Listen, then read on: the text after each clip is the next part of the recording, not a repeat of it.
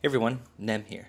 Today I'm going to share a breakdown of my $366,000 portfolio. I didn't get started investing until I was 27, and I'm pretty proud of how much I've been able to add by 35. Many people don't get their finances in order at a young age, so I want to give my experience of starting a bit later, but don't be like me and start now if you are young.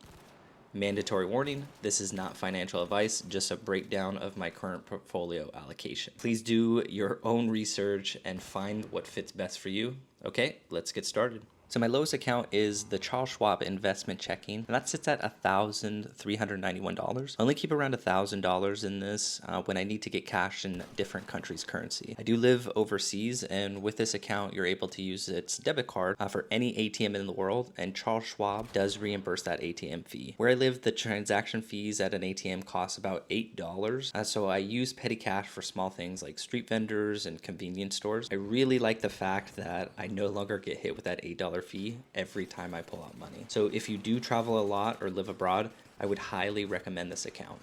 My next account is my general checking, and with that I have $4,761. I keep my checking relatively low since it's the account where everything just funnels in and out of. One thing I do is I set up automatic pulls, with each of my paycheck to go into my investment account. I really believe in the philosophy from the book, I Will Teach You to Be Rich, and always pay yourself first. This way, before any of my bills are paid for or extra money sits in the account, I pay my future self for doing that work. Once the month is over and everything is paid for, I move a remaining chunk of cash over to invest. I try to leave anything from $4,000 to $5,000 sitting in this account, so it's not too high. So my next account is what you could kind of classify as my first investment account, and I utilize Betterment. So with that account, I currently have $21,678. I set this account up a while ago when I first started investing, simply as a safety net, so I had something set aside in case an emergency happened, and that's invested in a mixture of low-cost ETFs and bonds. I may have been able to get a bit more value if I stopped funding this account and moved it over to something that didn't have those robo management fees that Betterment has. But even with Betterment fees being pretty low, that can really start to eat into your earnings as it grows. My main reason for opening this account is when I started investing, I wanted to go with something easy, and I really had zero knowledge about investing at all. And I think the most important thing that you do is just start investing. They always say the best time to invest was 20 years ago, and the second best is today. My next account is my Simple IRA. My work offers instead of offering a 401k, they offer what's called a Simple IRA, and they do offer a 3% match. So I contribute up to my employer's match.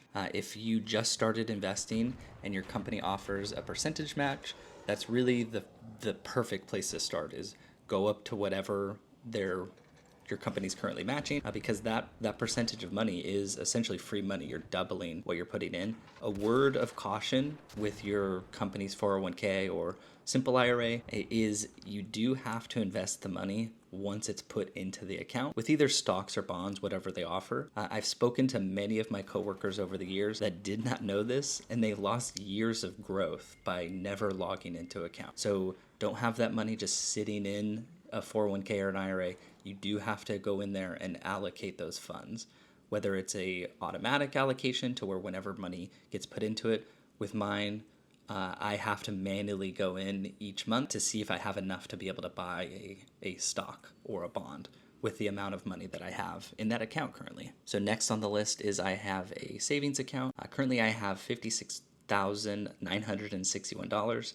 And that's set in a high yield savings account. I've always leaned on the conservative side, and I like to have a good amount of cash just in case any emergencies like medical or job loss. This amount would keep me afloat for a good amount of time.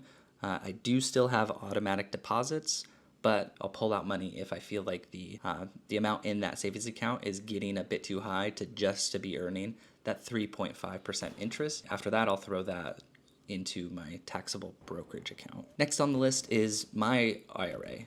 So I set up a Roth IRA, and that's currently sitting at $74,130.